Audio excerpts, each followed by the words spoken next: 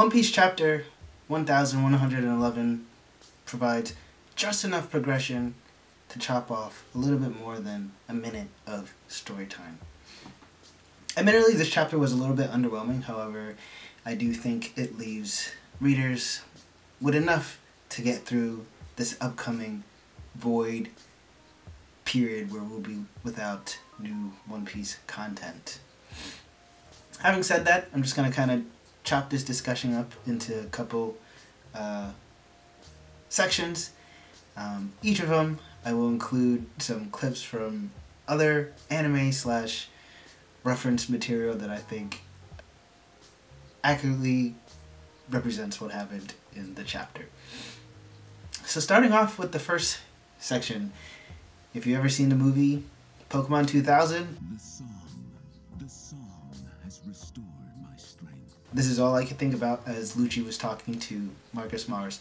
This is definitely my favorite design out of the Gorosei. It just really embodies that kind of like mythical creature, especially like I could just literally hear Lugia's voice as Marcus Mars was talking to Lucci. But nonetheless, Lucci is a very dedicated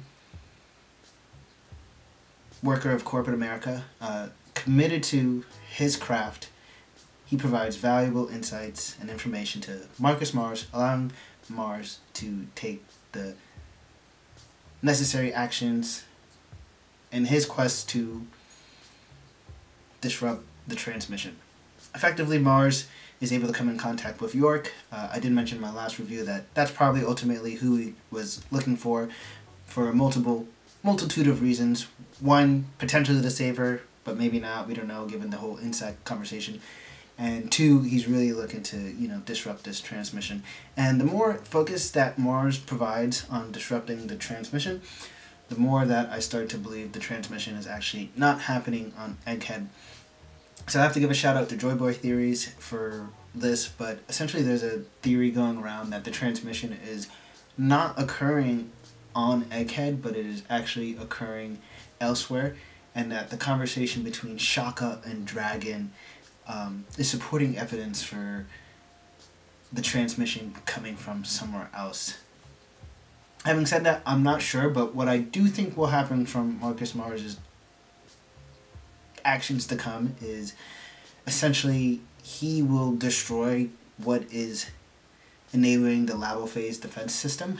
We get the final goal or target destination for the Straw Hats, and that's ultimately to get onto the giant ship. So Nami, Usopp, and that crew that is up there, they need to get past the Labo Phase, and so what better way than having a giant mythical Pokemon destroy what he believes to be the transmission room, but it's probably what's going to be, what is supporting the Labo Phase defense barrier. So that is the first part. From there, we get some overtime action between Luffy, Ohtani, and the Gorosei. This was a nice shout out, so of course, Japanese baseball player superstar Shohei Ohtani, now playing for the LA Dodgers. I'm guessing this is a shout out to that. I have no clue what else it could be, and I think there was another very prominent Japanese baseball player that was recently signed. But yeah, Luffy pulls out the baseball hat, the baseball hat and the baseball bat. Interesting, he's able to kind of grab the photons. This is a crazy application of his ability because he's literally grabbing light, and I guess this is the same way he grabbed Kizaru, but he turns the photon tree into like an actual whatever. A lot of jokes about Mihawk being a fraud. His black blade is actually just painted on, but I don't believe that, obviously. And then of course there's the reference to what many believe will be Luffy's final bounty, which is 5.6 billion. Why else would he have a 56 number on his baseball helmet? We also get, I don't want to necessarily say power scaling, but my last video I did reference how I thought the Giants would fare, and just given their natural physique and the fact that the Gorosei are not necessarily combatants but more ability users, they did exactly what I thought they would be able to do. They're big, they're strong, So a lot of like lower level attacks aren't going to work on them. And that even applies to the Conqueror's Haki, indeed roar, that the boar employed in his attack. And then he does a nice kind of like a spinning Dawn Fan Pokemon move. And his two tusks turned into blades. And as soon as I saw those blades, I was like, where have we seen blades and boars before in One Piece? And it brought me to this clip.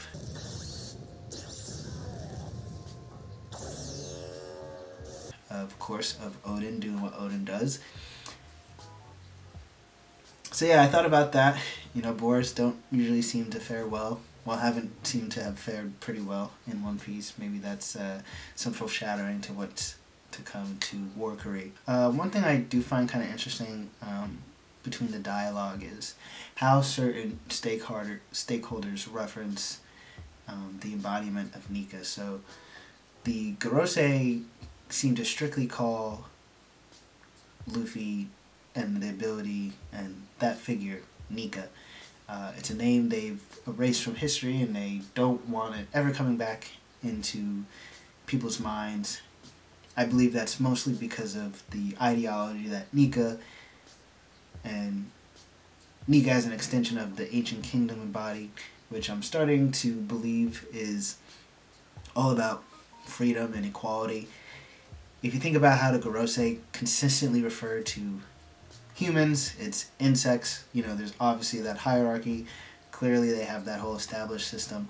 So that name is probably just synonymous with freedom and equality for all. They refer to that figure as Nika. The Giants refer to it as Nika as well, but then we have the robot referring to it as Joy Boy. So I'm guessing Joy Boy is just a moniker because wherever Nika went, he brought joy to, regardless of your race, shape, form, or whatever. And I think that's, you know, a pillar of the ideology that Nika and the ancient kingdom held. That being said, the giant robot is apologizing for something, which is the main question. You know, what is he apologizing for?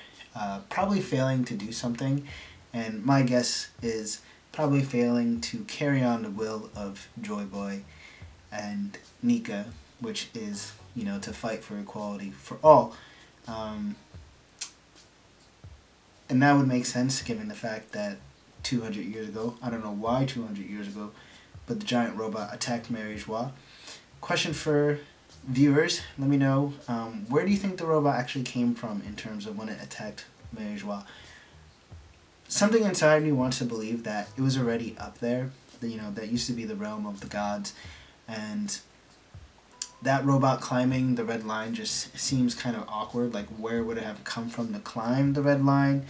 Many in the community already believe that, you know, the ancient kingdom is the kingdom that got wiped out, and if that's the kingdom of technology, then that robot would have been wiped out. So we know that the Lunarians were probably up there. I'm just kind of pulling at random straws here, but maybe there's some connection there with why the robot was up there. But yeah, that's my thought on why it's apologizing, because it failed in its mission to kind of carry on its will of D, which is joy. Who knows? Outside of that, we don't really have too much. You know, as I mentioned, we get just enough progression to chop off a little bit of the time. I thought it was an okay chapter. You know, it's hard to follow up hype when you have such a big reveal as in the last one with all the different forms and, you know, them kind of hitting the ground, the Gorosei hitting the ground running and such. So, just enough. But yeah, let me know what everybody thought about the chapter. We have a void period coming up. We will not be getting new One Piece content, but we still will be getting anime episodes, which I think is syncing up pretty nicely. If you watched One Piece episode 1098 last night, it's interesting how we got a lot of giant lore, and then of course in this chapter we're getting the giant, so they sync up pretty well. I will be dropping my part 2 to the One Piece bounty analysis. If you haven't checked out part 1, you can do so here.